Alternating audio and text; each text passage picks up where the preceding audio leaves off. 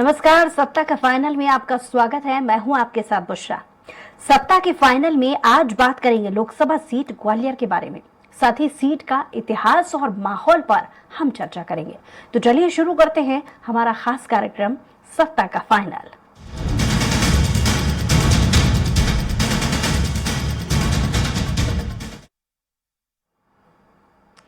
तो मध्य प्रदेश ही नहीं, देश की महत्वपूर्ण लोकसभा सीटों में शामिल ग्वालियर के मतदाताओं ने दिग्गजों को चुनकर लोकसभा में भेजा है। देश दुनिया में नामचीन सिंधिया राजवंश के प्रभुत्व वाला ग्वालियर लोकसभा चुनाव अपने वीवीआईपी सांसदों के बाद विकास की दौड़ में बहुत पीछे रह गया है।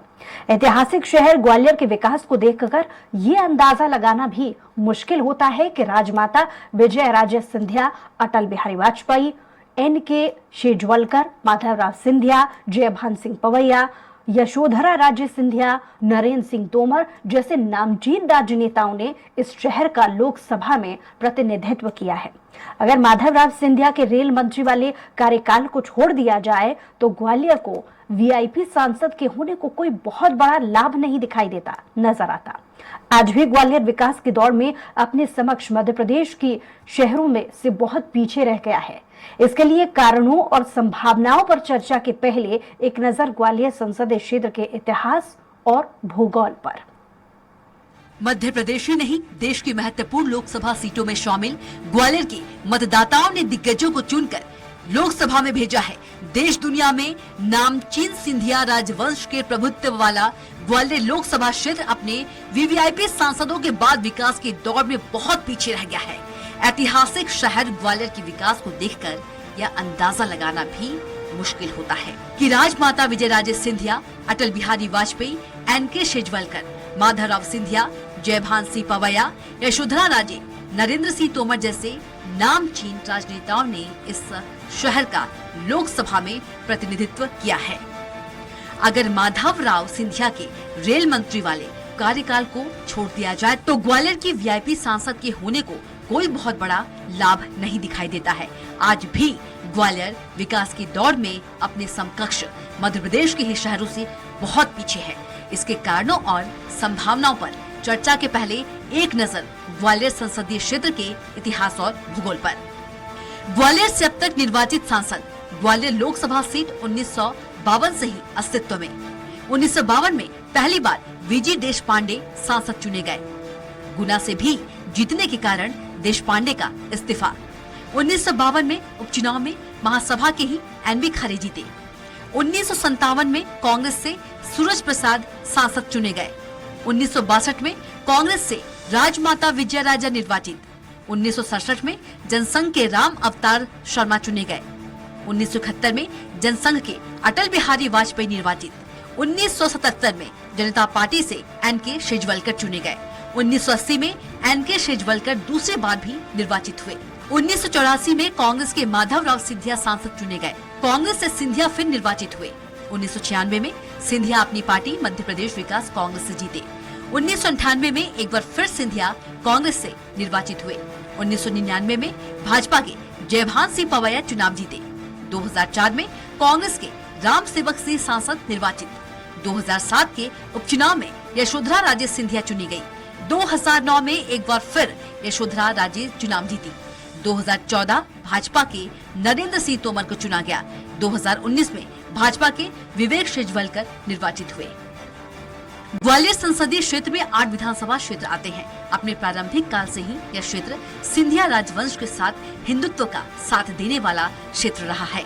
इसलिए सिंधिया रियासत के प्रतिनिधियों के लड़ने पर हमेशा उनकी जीत हुई और उनकी गैर मौजूदगी में अधिकांश बार हिंदुत्व समर्थक दलों को विजय मिली। इनमें हिंदू महासभा, जनसंघ, भाजपा शामिल है। अभी भी इस संसदीय क्षेत्र पर भाजपा का कब्जा है। इसके 8 विधानसभा क्षेत्रों का यही सियासी समीकरण है। इसके 8 में से 2 विधानसभा क्षेत्र शिवपुरी जिले में और शेष 6 ग्वालियर जिले में आते हैं। ग्वालियर क्षेत्र की विधानसभा सीटें और विधायक: ग्वालियर ग्रामीण साहब सिंह गुर्जर कांग्रेस से, ग्वालियर प्रद्युम्न सिंह तोमर भाजपा से, ग्वालियर पूर्व सतीश सिकरवार कांग्रेस से, ग्वालियर दक्षिण नारायण सिंह कुशवाहा भाजपा से, भितरवार मोहन सिंह राठौर भाजपा से, डबरा सुरेश राजे कांग्रेस से, करहरा शिवपुरी रमेश खटीक भाजपा से, पोहरी शिवपुरी कैलाश कुशवाहा कांग्रेस से। ग्वालियर संसदीय क्षेत्र पर भाजपा का कब्जा है। यहां से 2019 में विवेक शेजवलकर निर्वाचित हुए थे। उन्होंने कांग्रेस के अशोक सिंह को 1,86,842 वोटों से हराया था। सांसद विवेक नारायण शेजवलकर के कामों को न तो बहुत ठीक कहा जा सकता है और न ही उन्हें निष्क्रिय करार दिया जा सकता है। बीते 5 साल में उन्होंने लोकसभा में जिले के कई मुद्दों को उठाया है, लेकिन उन मुद्दों पर अमल बहुत कम हो सका है। ग्वालियर में आज भी रोपवे योजना का लोगों को इंतजार है। सांसद बनने के बाद से ही विवेक शेजवलकर किले तक रोपवे बनाए जाने का दावा कर रहे हैं, लेकिन योजना अभी भी अधर में है। इसी तरह चंबल से पानी लाने की योजना भी अभी तक मूर्त रूप नहीं ले पाई है। इन सब के बाद भी सांसद का दावा है कि उनके कार्यकाल में कई महत्वपूर्ण योजनाएं ग्वालियर को मिली है। देखिए, लोकसभा के सदस्य का सबसे बड़ा कर्तव्य होता है कि वो अपने क्षेत्र की आवाज लोकसभा में उठाए। मैंने लगभग 125 से अधिक बार प्रश्नों के माध्यम से 377 नियम होता है उसके माध्यम से ग्वालियर की अनेकों समस्याओं को उठाने का मैंने प्रयास किया। सफलता भी मिली। रेलवे के कई काम ऐसे हुए जो पहले काफ़ी दिनों से नहीं हुए थे, वो सुविधाएं लोगों को प्राप्त हुई है। ग्वालियर में पिछले 5 वर्षों में तेजी से विकास भी हुआ है। अगर हम सड़कों की बात अपन करें तो करीब 160 किलोमीटर से अधिक सड़कें इस कार्यकाल में बनी है। हर घर जल योजना में लगभग सभी स्थानों पर काम हुआ है। इतना ही नहीं, मैं अगर भितरवार क्षेत्र की बात करूं, जो मेरे इस 8 विधानसभा क्षेत्रों में पानी की बहुत भीषण समस्या है, वहाँ पर उसके लिए करीब 350 करोड़ से अधिक रुपए की योजना मध्य प्रदेश सरकार ने समूह नल जल योजना के अंतर्गत स्वीकृत की है। तो भितरवार और घाटी गांव के जो 2 ब्लॉक हैं भितरवार विधानसभा के, उसमें करीब 186 गांवों को शुद्ध पीने का ट्रीटेड पानी मिलने वाला है आने वाले 1.5 साल के अंदर। इसके अलावा प्रधानमंत्री आवास योजना के अंतर्गत ग्वालियर जिला सबसे आगे रहा है और करीब 13,000 मकान ग्वालियर जिले ने 9,000 बन चुके हैं, 4,000 प्रोसेस में है। इसके अलावा भी व्यक्तिगत रूप से मैं बताना चाहता हूँ, प्रधानमंत्री जो योजना है उनकी, जो गरीब इलाज के लिए उनको मदद मिलती है। करीब मैंने 125 लोगों को उस माध्यम से लोगों की मदद की है। किसी का कैंसर का उपचार हुआ है, किसी का किडनी का उपचार हुआ है और करीब 2 करोड़ रुपए से अधिक इस तरह की जो सहायता प्रधानमंत्री की तरफ से ग्वालियर के मेरे नागरिकों को मिली है। इससे इन सभी क्षेत्रों में ग्वालियर आगे बढ़ा है। मुझे पूरा भरोसा है कि आने वाले समय में जब मोदी जी बार बार कहते हैं कि आज़ादी के जब 100 साल पूरे होंगे तब भारत विकसित राष्ट्र के रूप में सामने आएगा। आने वाले 3 साल के अंदर ही 2030 तक जब ये देश तीसरी सबसे बड़ी अर्थव्यवस्था बनेगा, तो मेरा पूरा भरोसा है कि ग्वालियर का उसमें बहुत बड़ी हिस्सेदारी इसके अंदर होगी। वहीं विवेक नारायण शेजवलकर से चुनाव हारने वाले कांग्रेस नेता अशोक सिंह का कहना है कि जो उम्मीद लोग सांसद से लगाए बैठे थे, उन उम्मीदों पर वे खरे नहीं उतरे। अशोक सिंह दावा करते हैं कि अगर उन्हें दोबारा चुनाव लड़ने का मौका मिला तो वे इस बार अच्छी जीत दर्ज कर उन तमाम योजनाओं को चालू कराने का प्रयास करेंगे, जिसको लेकर लोग काफी समय से बाट जोड़ रहे हैं। देखिए, ये तो पूरे राष्ट्रीय स्तर की बात है कि बेरोजगारी और महंगाई को जो भारतीय जनता पार्टी सरकार ने जो मुख्य मुद्दा है, वो मुद्दों से ध्यान भटकाया है और उसको उस तरफ ले जाने का प्रयास किया है, जो कि इस देश के लिए ठीक नहीं है। जहाँ तक बात है भाई, भारत में सभी धर्मों के लोग रहते हैं, सभी लोगों का सम्मान करना चाहिए और उसकी जगह इस तरह का एक भाव पैदा किया जा रहा है जिस तरह से मान लीजिए कि हम लोग धर्म के विरोधी हैं। धर्म कौन नहीं मानता? भगवान राम को कौन नहीं मानता? इस देश में शायद ही कोई व्यक्ति होगा जो राम को नहीं मानता हो। अभी जो वर्तमान में सांसद के कामों को लेकर आप कितना आंकती है, क्या मानती हैं कि कितने काम किए उन्होंने? इसका जनता ही इसका उत्तर देती है। जनता की नज़र में जो होगा, जो काम किया होगा उस तरह से, हालांकि आप ही तो आते हो ना कुछ। हालांकि जो है सांसद जी सज्जन व्यक्ति है और मुझे नहीं लगता कि उनकी सज्जनता के तो हम सभी पार्टियों के लोग कायल हैं। ग्वालियर के मतदाताओं का सांसद को लेकर अपना अपना तर्क है। जहां कुछ लोग मानते हैं कि सांसद विवेक शेजवलकर ने काफी काम कराए हैं और लोकसभा में उनके क्षेत्र की आवाज उठाई है, वहीं कुछ लोगों का कहना है कि सांसद के रूप में विवेक शेजवलकर जी काम संतोषजनक नहीं माना जा सकता है। उन्हें विकास के जिन कामों को करना था वे ठीक तरीके से नहीं कराए गए। डबल इंजन की सरकार के चलते बेहतर विकास का दावा सही साबित नहीं हुआ है। आज भी ग्वालियर अंचल के लोग मूलभूत सुविधाओं के लिए परेशान हैं। निस्संदेह डबल इंजन की सरकार, जैसा कि भाजपा का कहना है कि डबल इंजन की सरकार है, विकास की प्रक्रिया बढ़ेगी और निस्संदेह अगर प्रतिनिधि सही हो तो उसका फायदा भी मिलेगा और मिलना चाहिए। कोई भी विकास कार्य है तो अगर जैसे कोई विकास कार्य है केंद्र से जहां मदद, आर्थिक मदद की ज़रूरत है तो केंद्र देगा, स्टेट से मदद है तो स्टेट देगा। अब मान लीजिए केंद्र में बीजेपी की सरकार है और स्टेट में कांग्रेस की है तो कहीं ना कहीं फिर अड़ंगे आते हैं उसमें। अब बात वहीं आ जाती है कि अगर प्रतिनिधि कैसा है, वो कितना इंटरेस्टेड है क्षेत्र के विकास के लिए और वो कितनी स्कीमें लेके आ सकता है, वो प्रतिनिधि के ऊपर डिपेंड करता है।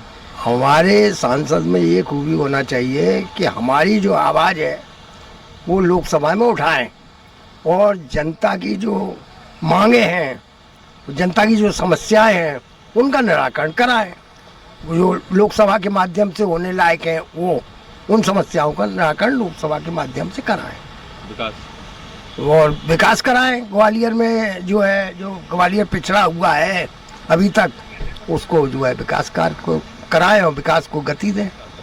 अच्छा प्रत्याशी होना चाहिए जो काम करे, जन जन की सेवा में हाजिर रहे और समय समय विकास पे भी ध्यान रहे, विकास करता रहे, लोगों के बीच में आता रहे, मिलना जुलना रहे। बस पार्टी से हमें कोई मतलब नहीं, पार्टी कोई भी प्रत्याशी अच्छा होना चाहिए जो सबसे मिलजुल कर चले, पार्टी के हर पब्लिक के काम में आए। देखिए, ये सिर्फ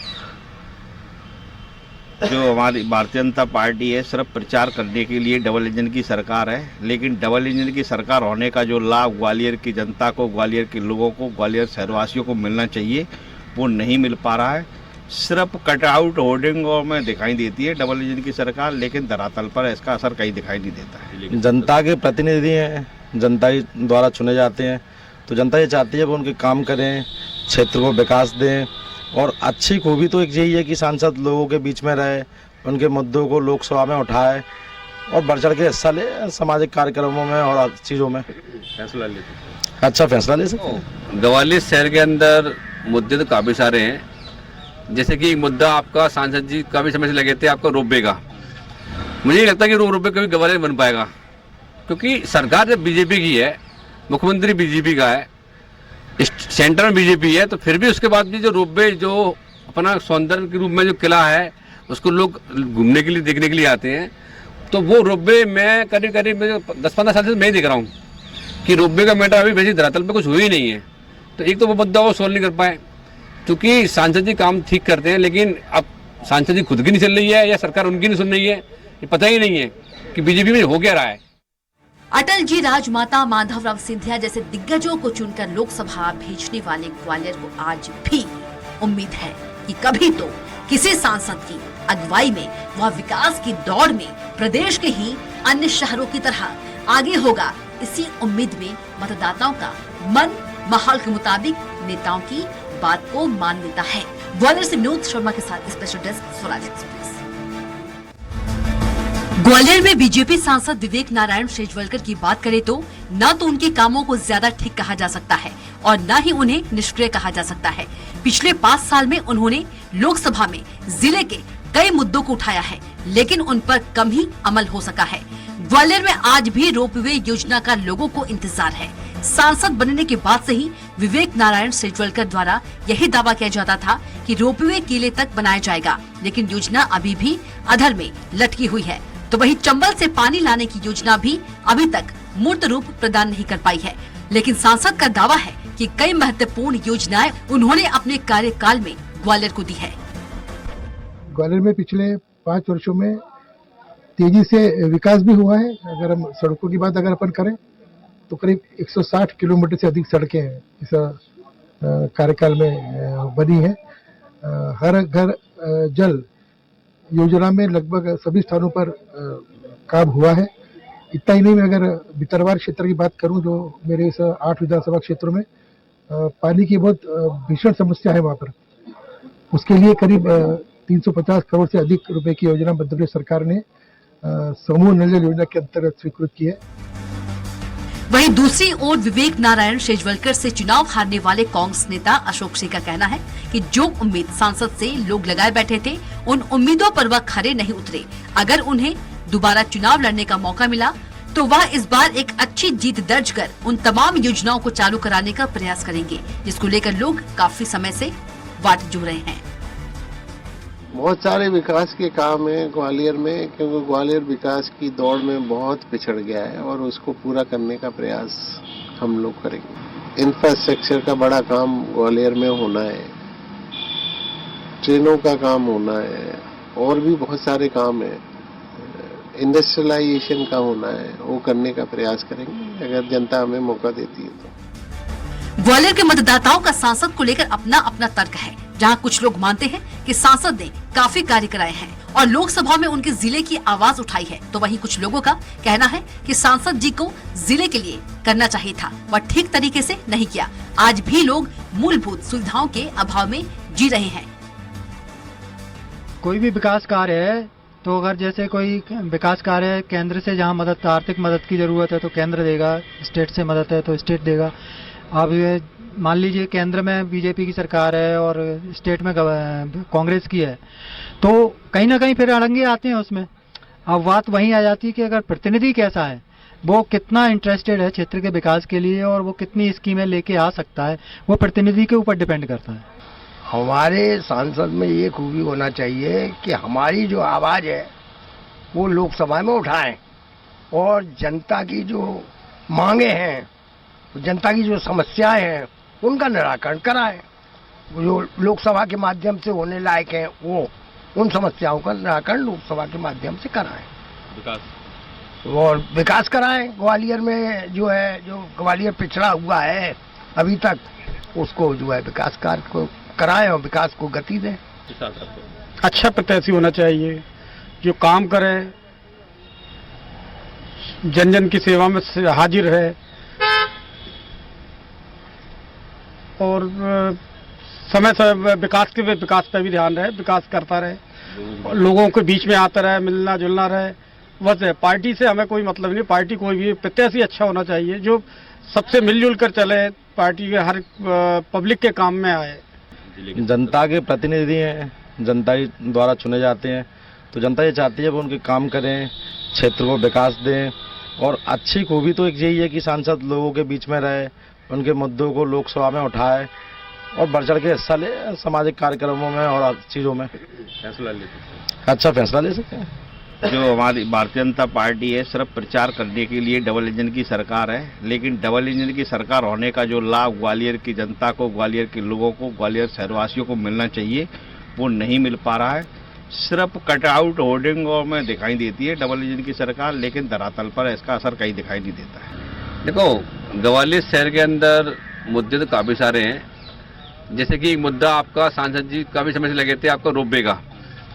मुझे नहीं लगता कि रोपवे कभी ग्वालियर बन पाएगा, क्योंकि सरकार जब बीजेपी की है, मुख्यमंत्री बीजेपी का है, सेंटर में बीजेपी है, तो फिर भी उसके बाद भी जो रोपवे, जो अपना सौंदर्य के रूप में जो किला है, उसको लोग घूमने के लिए, देखने के लिए आते हैं। तो वो रोपवे मैं करीब 10-15 साल से मैं ही देख रहा हूँ कि रोपवे का मैटर अभी वैसे धरातल पे कुछ हुआ ही नहीं है। तो एक तो वो मुद्दा वो सोल्व नहीं कर पाए, क्योंकि सांसद जी काम ठीक करते हैं, लेकिन अब सांसद जी खुद की नहीं चल रही है या सरकार उनकी नहीं सुन रही है, ये पता ही नहीं है कि बीजेपी में हो क्या रहा है। मुद्दे बहुत सारे हैं।